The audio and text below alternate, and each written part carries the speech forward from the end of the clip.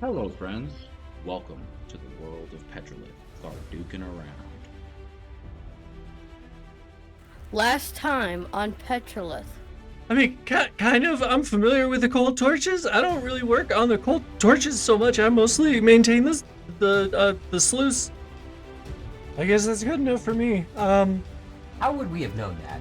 I have a rather slim continence, I'll have you know. I want to make a bag. It's going to be a crossbody bag. The morning of the 14th, and you guys are ready to set rail. God damn it. Oh yeah, no, let's go over there Okay. and make sure we've got our contract nailed out and the whole bit. Okay. We're kitted up here, so. I really wish I remembered how much the pay was.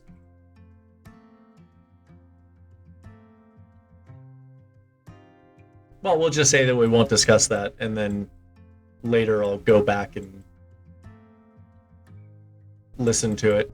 Because I listened to where you talked to him the first time, and I think it I was... don't think you mentioned pay at that time. Yeah, I don't think I did either. Was it posted on the notice? Do you remember? Nope. I don't think so either. I think we should definitely Yeah, we can set a price. We're good to if you want to. yeah, let's Okay, make sure we well, get paid, you know. Yeah.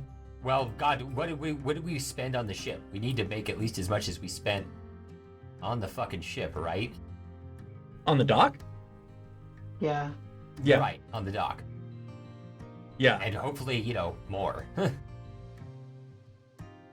Correct. Sorry, I'm hijacking your mini, Fine. Yep. and I'm only moving the one because... Yeah, no, I understand. I mean, unless you guys really fuck up and start fighting the merchants, I don't... We'll try not to roll initiative with the people we're trying to get to pay us. Unless they don't pay you know, you. Yeah, well, I've already crashed one boat into a dock here, so...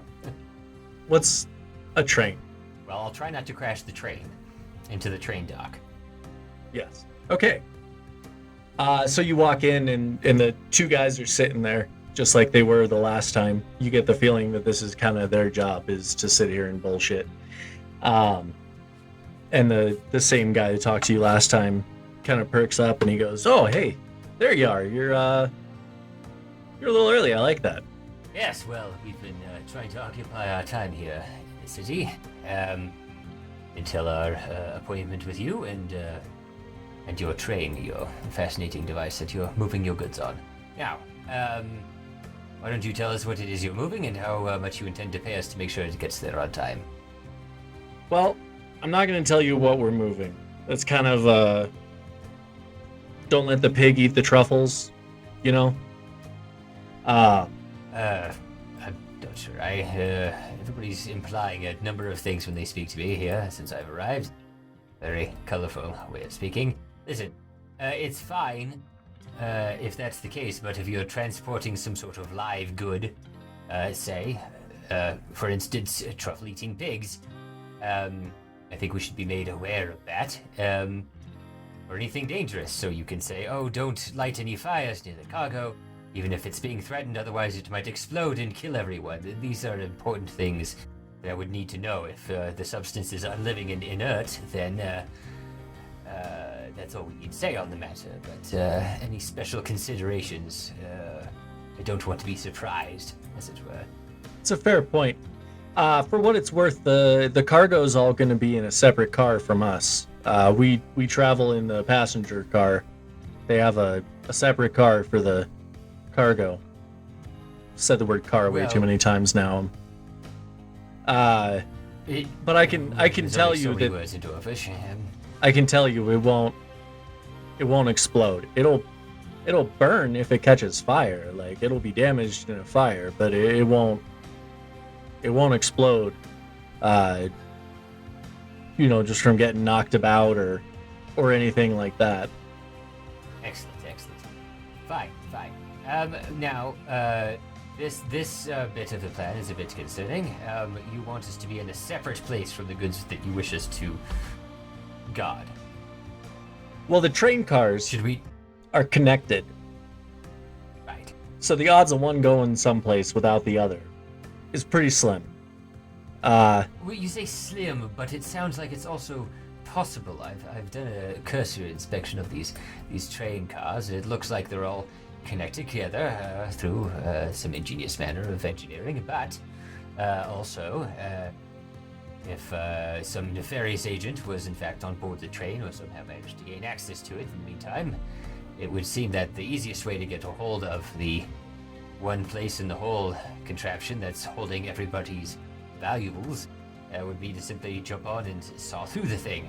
And perhaps it would be best if we were in that car if possible. And he looks over and he goes, "Hey, Carl, why did we never think of that before?" This whole time we've been putting our security detail in the car with us. All right. Yeah. If you guys want to ride in the cargo car, that's totally fine. It's ventilated just like the passenger car. No drink service though, but we'll throw a little something back there for you. Well, I'm sure we can do shift rotations and just come up for drinks every now and again, and then wander on back to the car.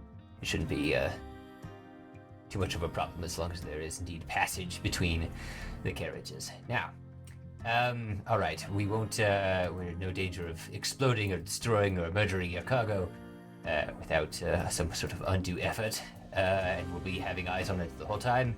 How much are you paying us for the delivery of these goods? Well, the way we see it, there's, 5 of you? Right. And the dog. And does the dog get an equal share? I mean, he eats an awful lot. Fair. He's a big fella. Right. So, 6. It's quite a time thing. A whole day there, a whole day back. It is worth noting we're only making one stop on the way there and one stop on the way back at a station to swap out our power. So you're gonna have to get comfortable. But I think like 600 gold. Well, that sounds in the range of reasonable. What do you think? Seeing as it will be the 2 days and there will be minimal opportunity for us to be of use besides just being present. Let's say 600 would be fair. Now, Reggie, is there any other expenses that you can think of that we'd be wanting to cover and we'll be missing out on our opportunities being here? Well, there's 50 gold there's worth? certainly some there's some opportunities here, but I can't be too dishonest on the matter. I'm a bit bored. I think I've learned everything that I could apprenticing for a day over at the sluice. Educational as it's been. Although I must say, perhaps we should attach a bit of a rider to this contract. If we are in fact attacked, something of a you're paying for our time and our expertise at the moment, and apparently up to and including the idea that the gods should stay with the cargo.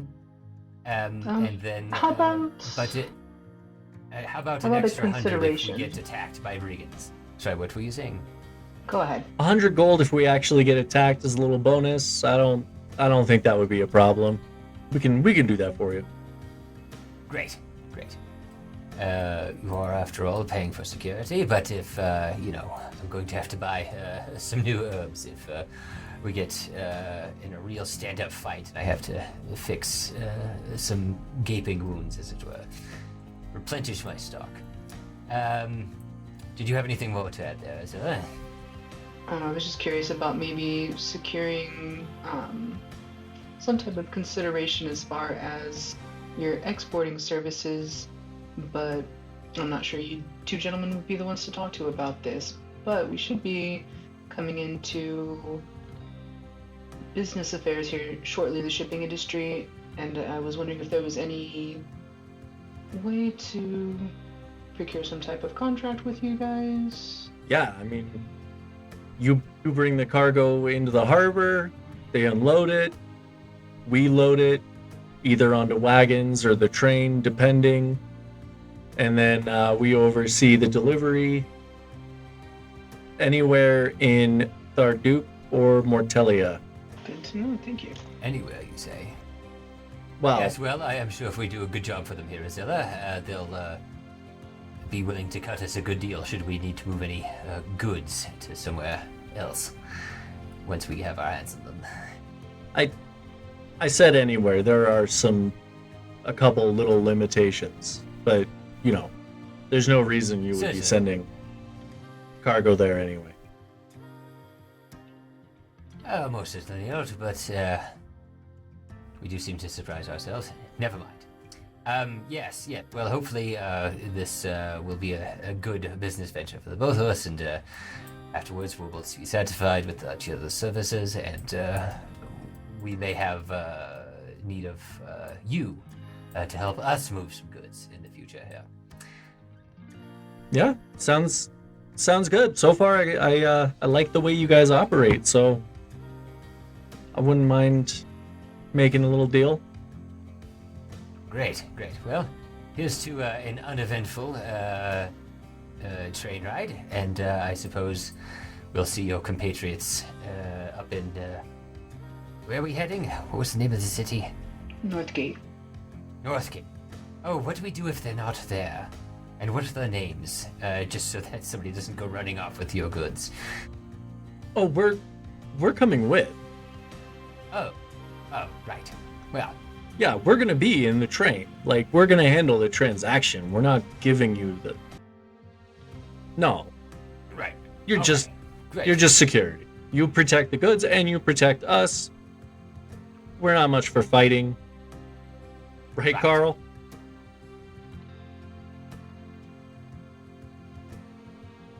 Excellent. Well... That's it. Carl has not said a word. He's the silent partner, sure. Also invisible, because I didn't make a mini for him. Yeah, so... Transmogrified himself into a row of books. Yes. Carl is a mimic. Oh my god. That would be hilarious. Yeah, I love that. Carl is a bookshelf, and everybody thinks this dude's crazy because he's always talking to the bookshelf. Turns out he's actually a mimic. You gonna put the bookshelf on the train? No, that He is... transforms himself into a steamer trunk for the train rides. Yeah, obviously. You gotta stay incognito. Oh dear. No, that's funny. Sorry, I'm setting minis because when I put the minis back in Grand Grom, it took them off of this board. Right. Well. Okay. So we're gonna go to train. Are we getting on board the train now? Okay. No, you don't have to worry about that. I have the train on a different board, and I'm putting the minis into it, and then I'll just jump all you guys over. And I keep getting distracted and forgetting who I've put and who I have not. Mongo number 5. I watched the South Park episode with Ritalin. It's hilarious. Wow, what brought that up? So here's the train. The top is not actually cut off. I just did that so that we could see inside. The sweet, creamy center. I know. There. That's better. Okay. Right now, everyone, I've managed to get us into the back of the cargo bay here. These are our clients' boxes, and these are everybody else's boxes. Now, I won't say that we shouldn't feel obligated to go rifling around through everybody else's stuff, but it's very important that our clients get all of their goods back to Northgate, and we don't give two wet tugs about anybody else's stuff, as long as we don't get caught doing it. Good to know.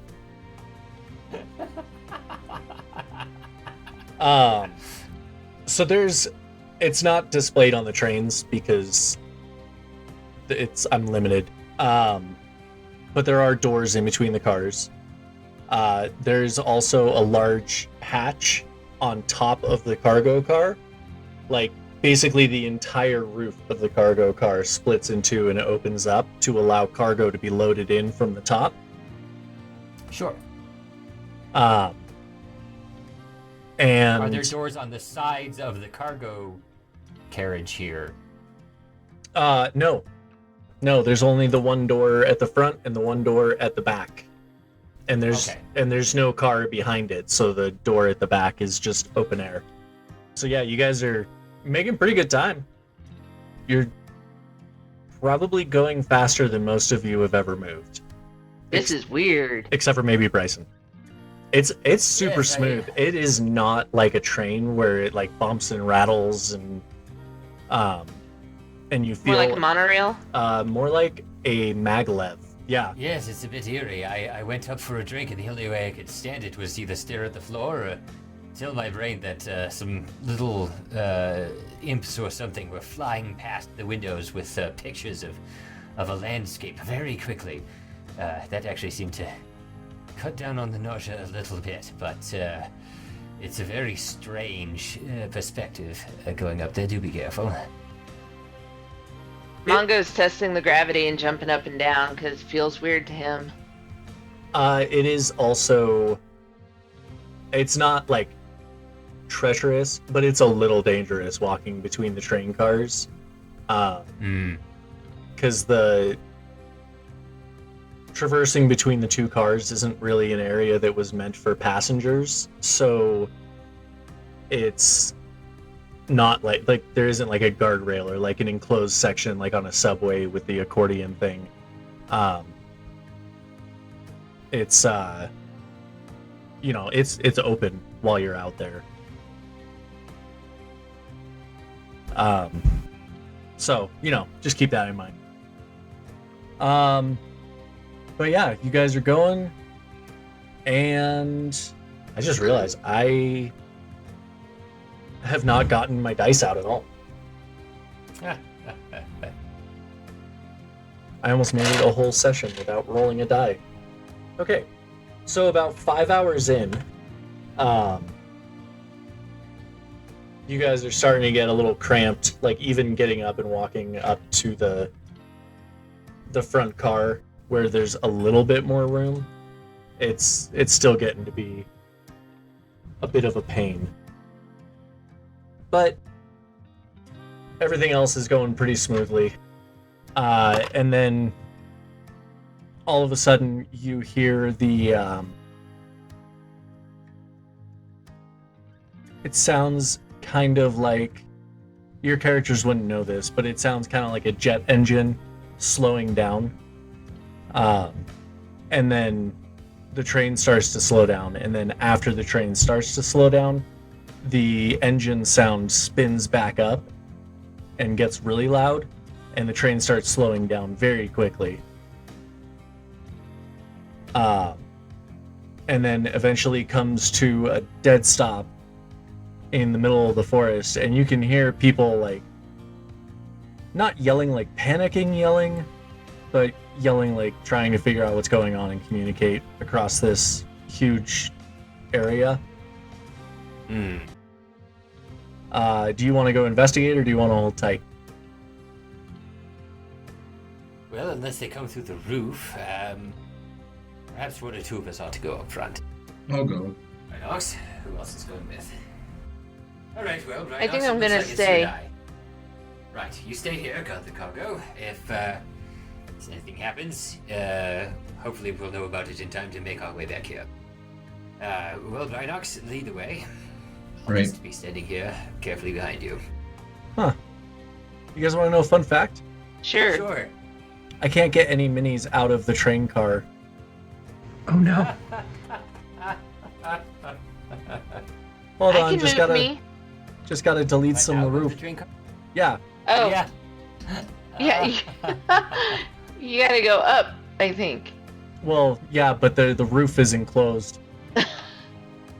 Look at us learning. Were you going up front or no? No.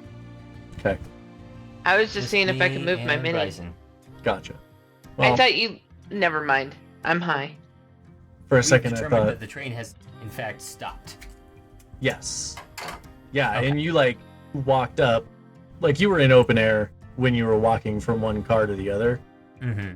So, like you could definitely see that everything was at a stop, and you can see Vince and Carl are both looking kind of nervous and agitated. And when you guys come up, they're like, "Hey, just a heads up, this isn't a scheduled stop, and I have no idea what's going on." Right, well, it sounds like we might be able to earn that extra 100 gold after all. Oh, if it comes to that, then I'll be happy to pay it. Just, Yes. Well, you'd be doing us a great favor then if anything does go down, to hide under these rather solid-looking seats here and let us take care of it. yeah, that sounds like a good plan.